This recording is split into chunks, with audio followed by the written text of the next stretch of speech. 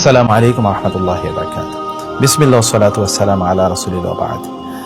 আজকে আমরা ইনশাআল্লাহ এমন একটি দোয়া শিখব, যেই দোয়াটি আমরা যদি করি তাহলে আল্লাহ সুবহানাহু ওয়া তাআলা কেবল আমাদের গুনাহগুলো মাফ করে দেবেন না, বরং আমরা যদি আল্লাহ তাআলার কাছে শরিয়া সম্মত কোনো প্রত্যাশা অথবা কোনো প্রার্থনা করি, অর্থাৎ আমাদের কোনো আশা ব্যক্ত করি, তাহলে আল্লাহ তাআলা আমাদের সেই আশাটা পূরণ করে দেবেন। কি অসাধারণ একটি মুহূর্ত, তাই না?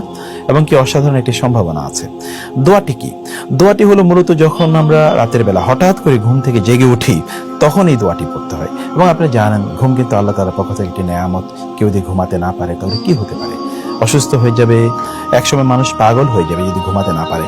ফলে ঘুম একটা আল্লাহর পক্ষ থেকে নেয়ামত। কিন্তু আপনি হঠাৎ করে রাতের বেলা জেগে উঠেন, যে কোনো কারণে হোক না কেন, একটা দুঃস্বপ্ন দেখেছেন, অথবা ধরুন কোন একটা আওয়াজের কারণে, অথবা এমনি ঘুম ভেঙে গেল, এটিও কিন্তু আল্লাহর পক্ষ থেকে একটা নেয়ামত।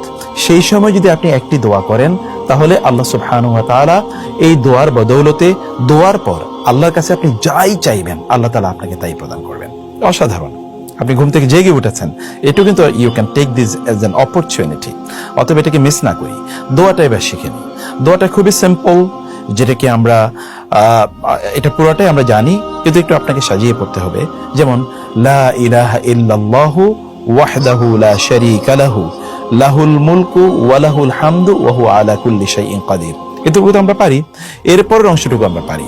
এরপরে আপনি পড়বেন সুবহানাল্লাহ ওয়ালহামদুলিল্লাহ ওয়া লা ইলাহা ইল্লাল্লাহু ওয়াল্লাহু আকবার। এতটুকু দেখেন, সবই কিন্তু আপনি পারেন।